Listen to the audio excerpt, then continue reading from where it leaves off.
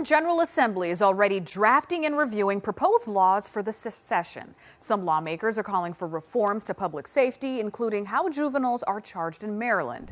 WJZ is live in Annapolis. Tara Lynch is on your corner with what the Office of the Public Defender wants to see happen to young offenders. Tara.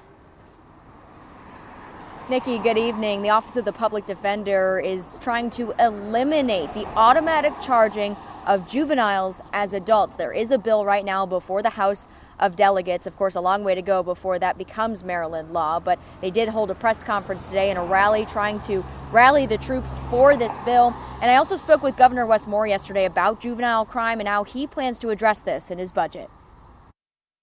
And it is obviously a top public safety concern of all of our constituents. Juvenile services and how to handle juvenile crime remains a top priority for some Annapolis lawmakers.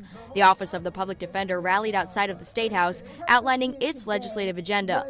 Among a myriad of proposals, it's trying to end the automatic charging of juveniles as adults and put the power to do so in a judge's hands. We are asking that this process for children charged with any offense in the state of Maryland start in the juvenile court. There are already processes codified to deal with children who are adjudicated delinquent or may have other consequences.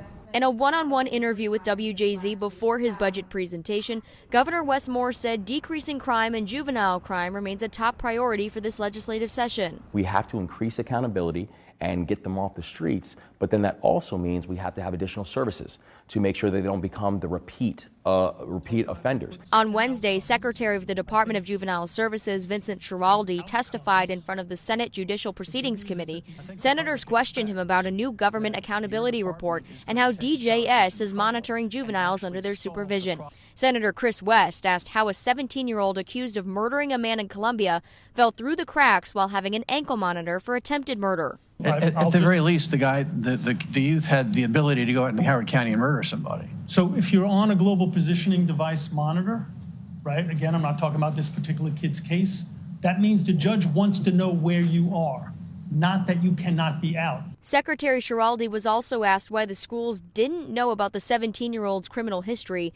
Schiraldi says only the state's attorney or the police department can provide that information. So I think people sometimes confuse that because a kid could be on probation. They could have our electronic monitor. It's like, why didn't you tell the school? Because that's not the way it works.